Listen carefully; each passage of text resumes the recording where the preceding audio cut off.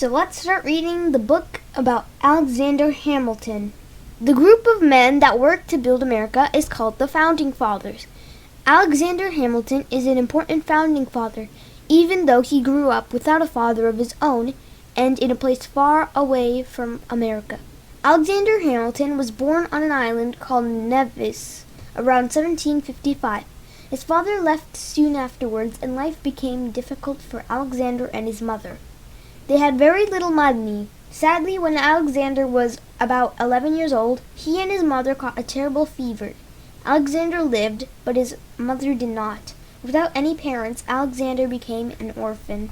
Alexander went to live with a cousin, but he realized as an orphan that he had to take care of himself. He decided the best way was to become highly educated, so he worked hard to learn and read everything that he could find. His dedication to learning and reading made Alexander a great writer. When he was a young man, a dreadful hurricane swept across the island. Alexander wrote a letter to describe the hurricane. When people on the island saw how brilliant his writing was, they raised money to send him to America to go to college. Alexander Hamilton arrived in New York City. When he got there, the United States wasn't a country yet.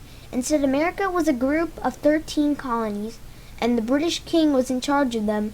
Many people in America were upset with the British king and his country for treating them unfairly. Even though Alexander was new to America, he dreamed that it could be a great country. He decided to support his new American countrymen to fight for their freedom from Britain. This became a war for independence called the American Revolution. At the beginning of the Revolutionary War, General George Washington met Alexander Hamilton. Washington was impressed with Alexander's intelligence and courage, so he gave Alexander the job as his military assistant. Alexander worked hard for General Washington, but he wanted to fight in the war. Finally, Alexander got the chance to fight at the Battle of Yorktown. Soon afterward, the American colonies won the war and their independence from Britain.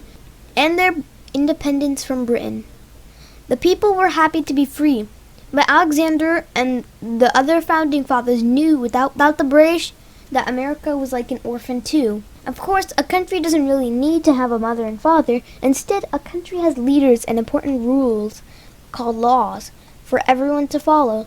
Since America was a new country, it needed a leader and lots of laws to protect the people and keep them free. Alexander decided to help his new country by writing about important laws. It took a long time for the founding fathers to agree on a group of laws to be fair for everyone. Without Alexander Hamilton's help, they finally created a list of laws called the Constitution. This turned the American colonies into the United States of America. The United States also needed a strong leader, which they decided to call the President. The very first president chosen by the people was George Washington. President Washington gave Alexander Hamilton another important job of being in charge of the country's money. Alexander made a smart decision to create a bank for the United States.